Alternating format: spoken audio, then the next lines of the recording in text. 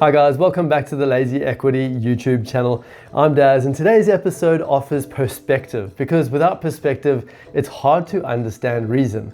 And today, I want to give you guys enough information to educate you on the reasons to why the Australian property market works the way that it does. So here's the thing about property. The rules haven't changed. In fact, they've never changed. And this is the one thing that really helps to justify the logic of why properties move. And once you understand why, everything starts to make a lot more sense. It all comes down to the fundamentals, and those are basically supply. That's really it. So let's break down exactly what it is and understand why these are such important factors to property market growth. Because when you look at a map of Australia, the answer is literally staring you right in the face. Australia has 8 states and territories. That gives us 8 major economic hubs within our country. Those are coming from Sydney, Brisbane, Canberra, Perth, Melbourne, Adelaide, Hobart, and Darwin. And then we've got a whole bunch of nothing right in the middle. Now here's where things get really interesting. Australia and the US, excluding Alaska, are pretty much the same size. Same land size, but when you look at them side by side, there's a very big difference of what's going on inside each of those countries in the middle. The US has 50 states, not 8, and they have 349 million people living there.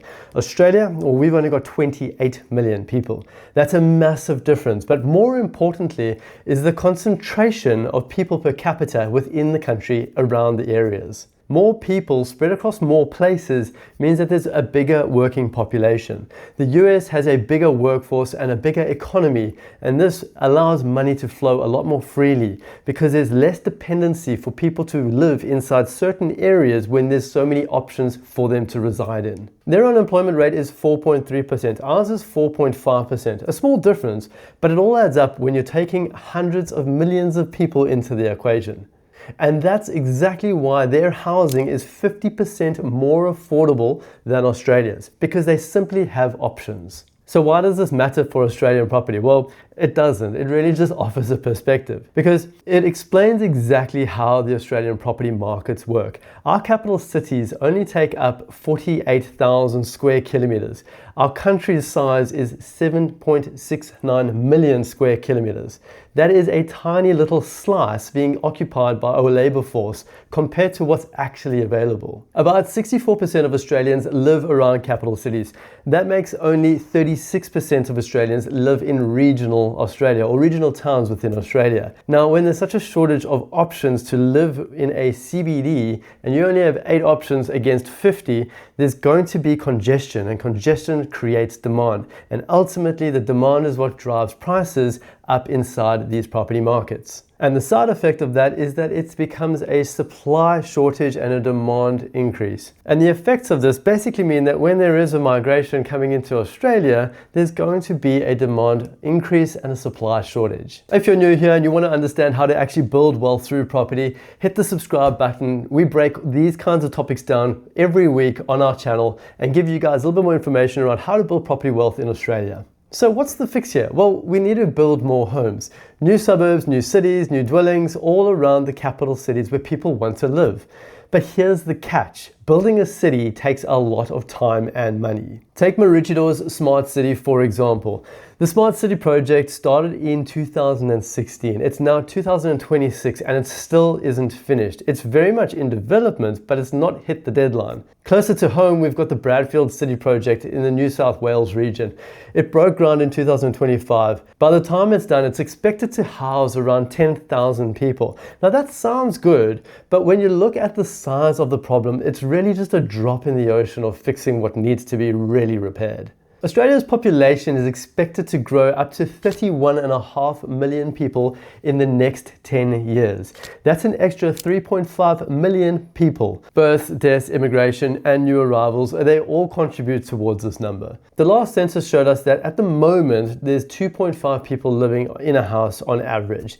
Now, if we need to house 3.5 million more people, and let's say that household makeup is 2.5 people per household, that means we need to build another 1.4 million new homes on top of the shortfall that we already have. And if the demand keeps growing while supply falls behind, we already know what's going to happen next to prices.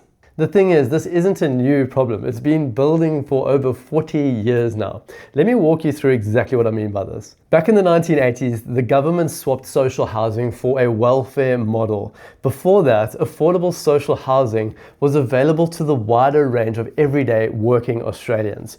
After the change, it became focused on basically creating the need to support people that were in need of housing and support. The general working class lost the opportunity to go into affordable housing support. Then in the 1990s, public housing shrunk even further by about another 4%. This pushed the low-income earners into the private rental market. Suddenly, a lot more people were competing for rental properties, and this is really where it all started. In 1990 and into the 2000s, negative gearing and the 50% capital gains tax discount, sound familiar, was introduced. The government figured out that this was a really powerful engine for the property market and the economy of Australia in general. These rules were designed to encourage investment.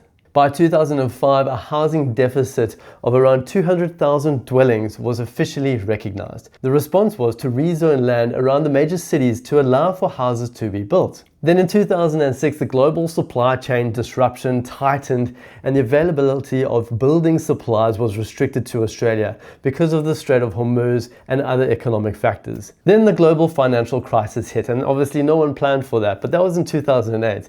And building stopped. Interest rates dropped from 7% down to 3%, and that made borrowing cheaper.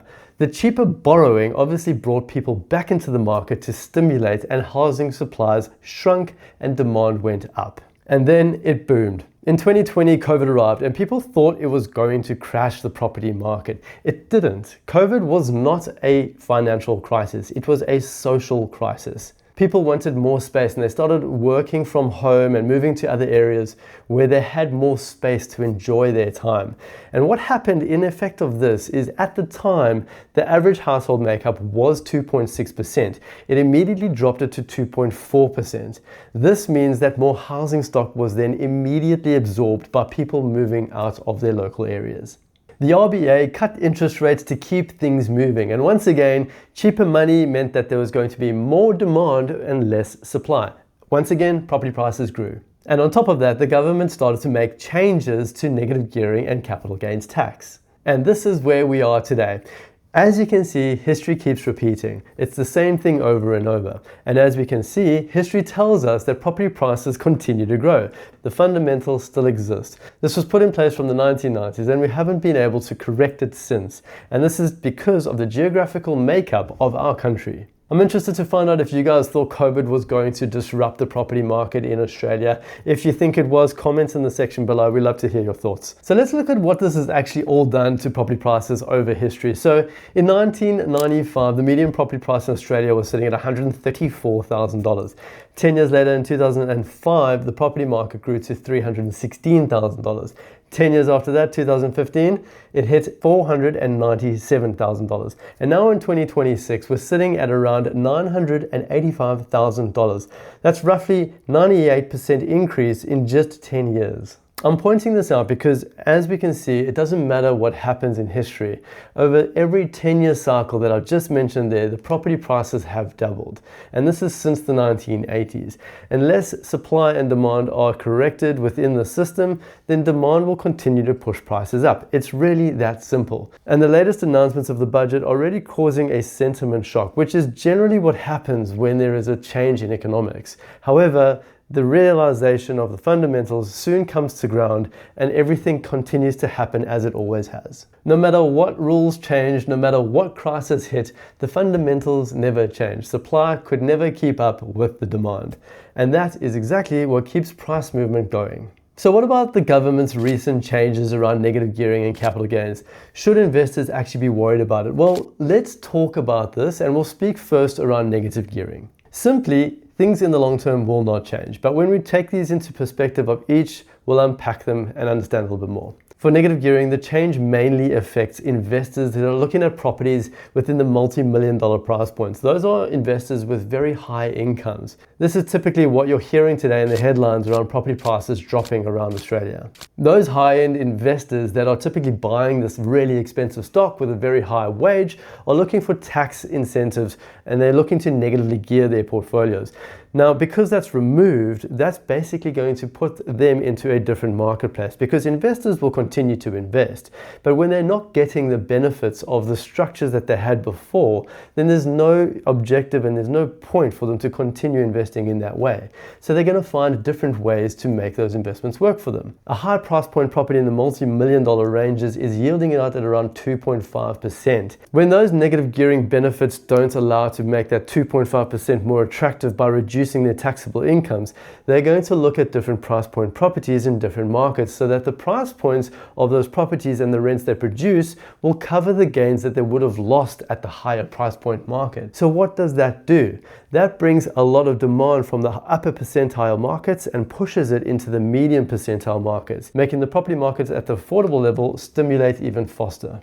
And this is where we can expect to see the price ranges between $400,000 to $900,000 really catch wind over the next couple of years. To break it down, when an investor isn't getting the tax benefits, which is essentially cash back in their profit, they're going to come down to a cheaper asset that allows for stronger yields. And that's really where the cash now is going to be coming from for them, is from the rental yields of the property and not the tax deductions from the systems that don't exist anymore. So what does that mean for the upper percentile? Well, that really means that the upper percentile markets are going to start relaxing. So we could expect to see those multi-million dollar properties becoming more affordable over time, especially while our wages increase into the future, bringing us closer into the affordability to buy those properties.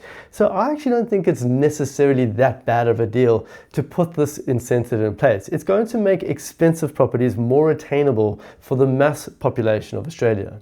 What it'll also do is take the median price points of the market and push it up closer to the highest price points of the market.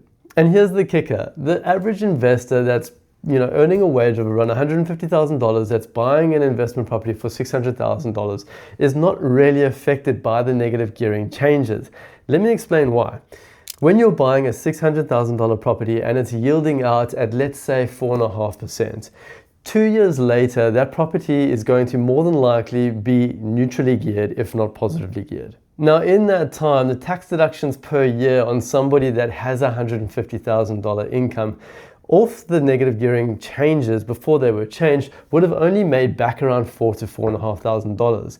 So in that time period, they would have saved around $9,000 of their taxable income. But inside property markets that are growing at 20% a year, which is probably expected after this change, and a $600,000 property, your benefits of capital gain are going to be way outweighed against whatever tax deduction savings you would have made. Now, I can all hear you in the background going, oh, but what about capital gains tax? Because you're going to sell and you're going to lose half of it.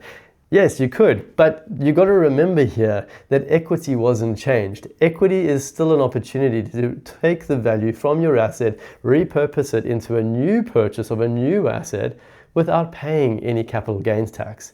Equity is still available. And the beauty about equity when you're buying at a $600,000 price point property is that the rents eventually come up to cover the costs. And when that happens, lending still exists. So have the rules changed?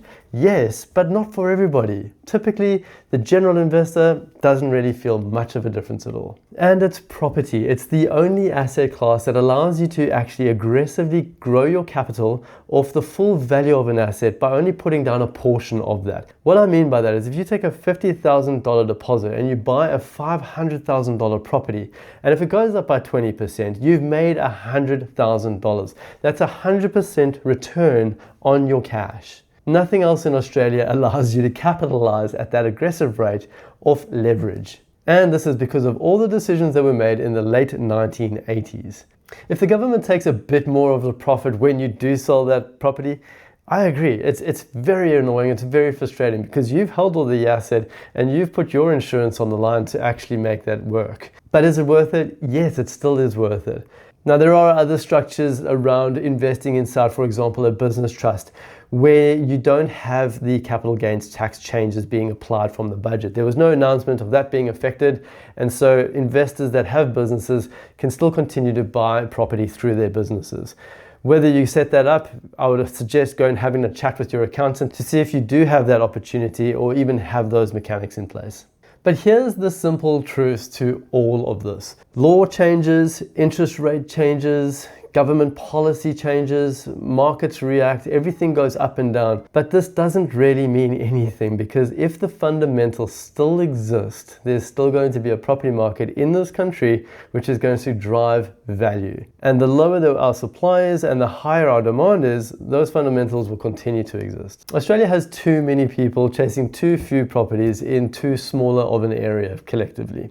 As long as that continues to exist, property prices will continue to drive. And the people who take advantage of these moments and don't listen to the noise in the headlines are going to be the ones that look back in 10 years and realize that they made the right decision. So if you're watching this and you really want to understand how to build a proper property portfolio that actually works for you, make sure you hit subscribe to the Lazy Equity YouTube channel. We put out videos like this each week, and we like to educate our audience to really inform them of the true fundamentals of what real property investing looks like. If you want to chat with our team, you can hit us up at theinvestorsagency.com.au, have a chat with our property analysts, and really get an understanding of the full process that's involved for high-performing property acquisitions.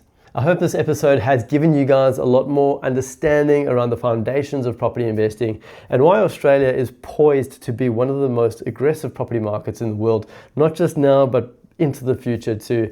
And don't let the noise get to you, because yes, there's so many headlines, and headlines sell print, and print is media, and media always wins. So just make sure that you don't get sold into the noise and understand the fundamentals. And hopefully we can help you to understand those fundamentals here on the Lazy Equity YouTube channel. Thanks for your time, guys. Until next time, catch you soon.